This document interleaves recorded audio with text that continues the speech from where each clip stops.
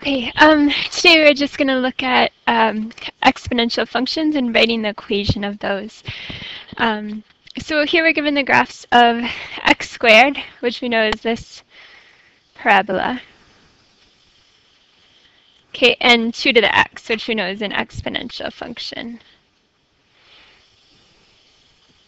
Okay, and we first want to find the coordinates of point A.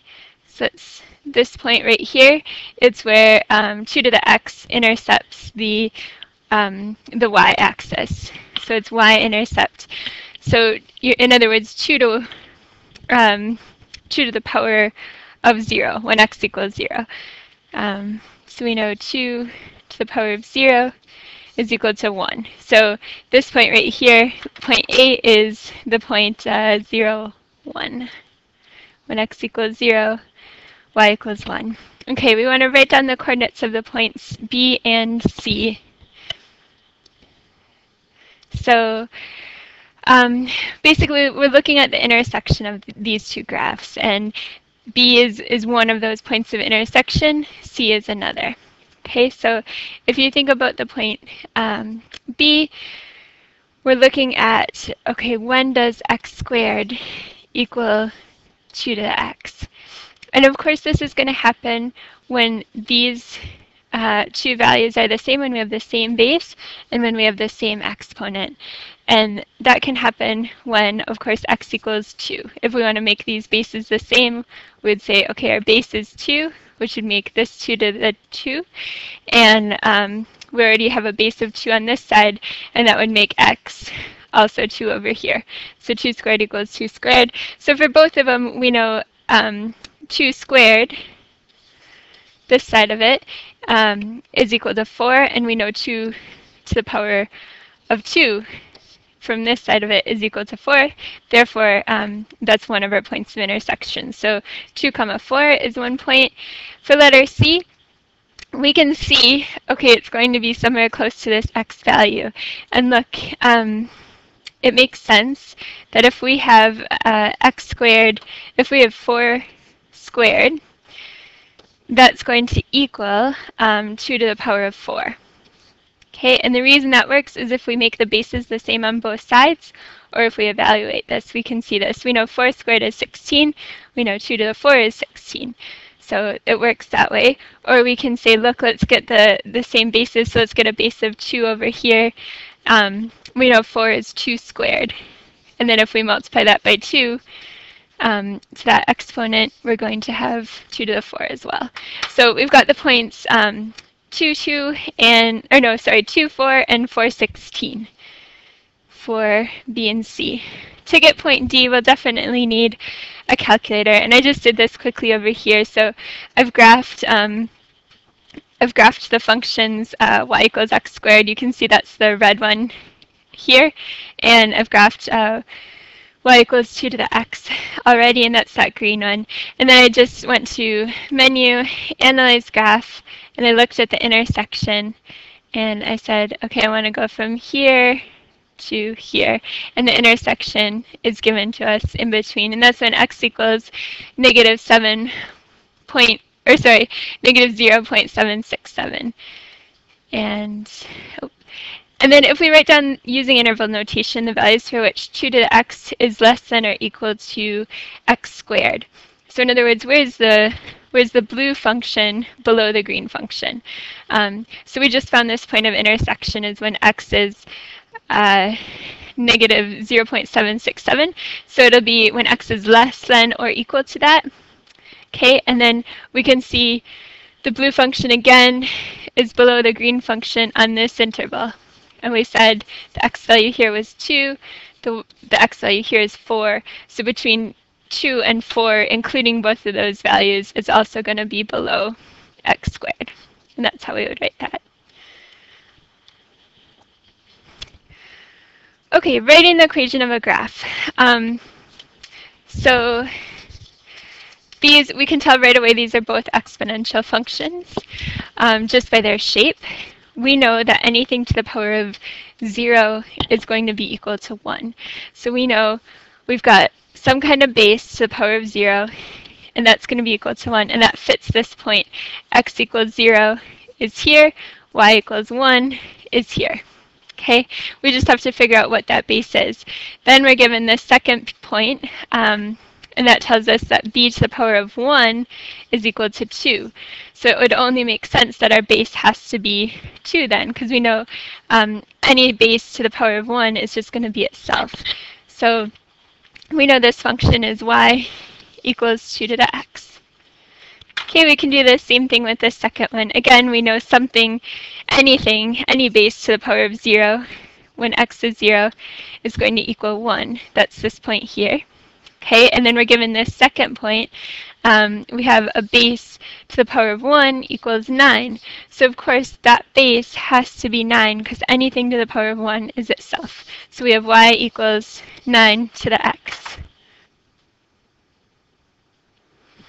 Okay, a couple more of these. These are in the form y equals a times b to x. So we have some vertical stretch possibly of our exponential function. We have a value of a being multiplied by it.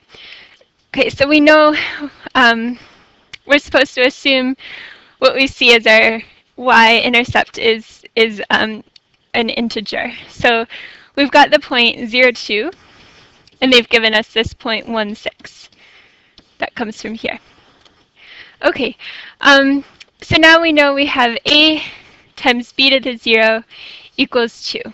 Okay, that means x is 0 and y is 2. We don't know what our base is, but we know anything to the power of 0 is going to be 1. So we've got a times 1 equals 2, which right away tells us that then a has to equal 2. Okay, we can use the second point. So we know that a is 2.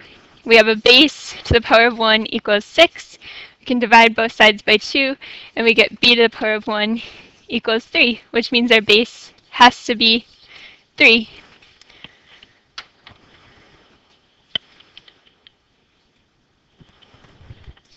Okay, so that leaves us with the equation y equals 2 times 3 to the x. That's a times b to the x. So it's in that form.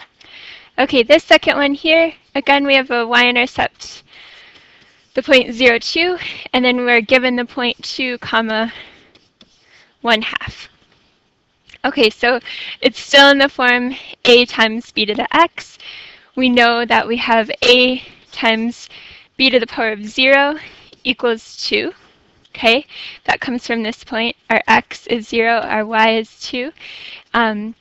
When we have anything to the power of 0, we know that's going to be 1. So we have a times 1 equals 2, which means a has to equal 2.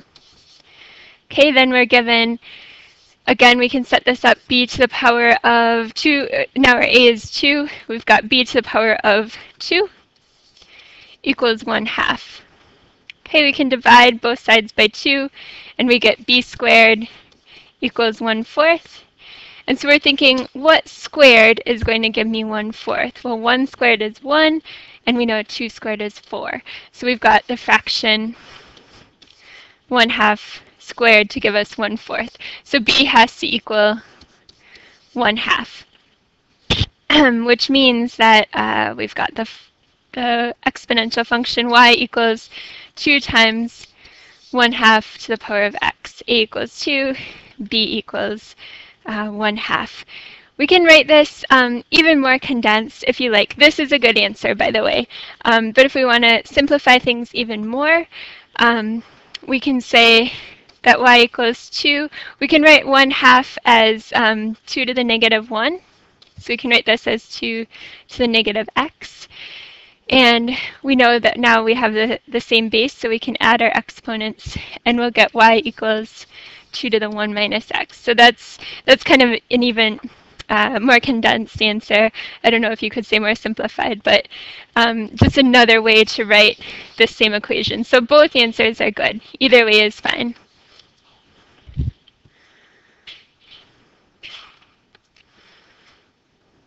Okay, okay, last two examples.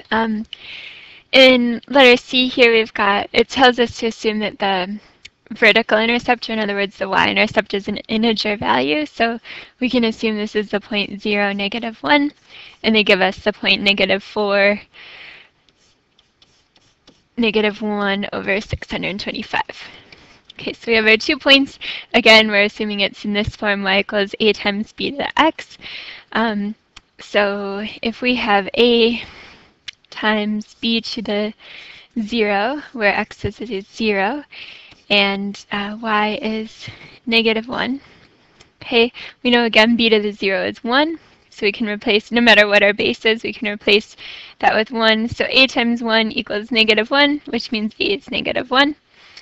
And for that second point, so now we know a is -1, we have to find b, and we know b to the power of -4 times -1 gives us -1 over 625.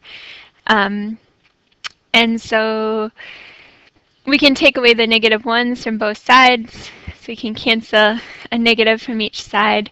We're left with something to the power of -4 gives us 1 over 625. If you don't want to work with negatives, you can say b to the positive 4 and then reciprocate what you have on the other side, equals 625.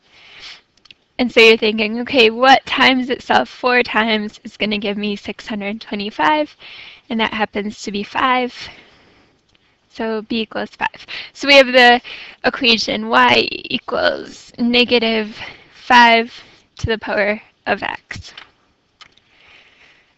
Last one, we've got the point 0, -4, and we're given the point 3, -4 over 27. So if we do a times b to the 0 equals -4, so we've got our x, we've got our y.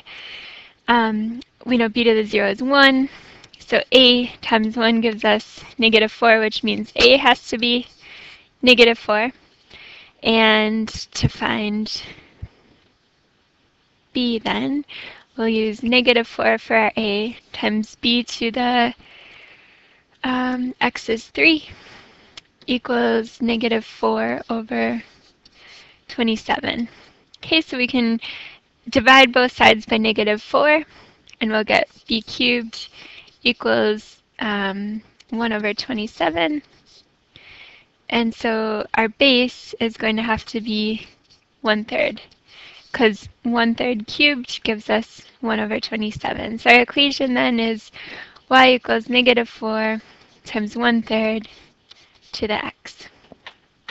Okay, remember, if you don't like the fraction there, you can also write it as y equals -4 times 3 to the -x. Either way works. Remember, it's the -x because we're dealing with a fraction of 1/3. The negative then reciprocates that 3. So this one's good. This one's good. It doesn't really matter how you write it.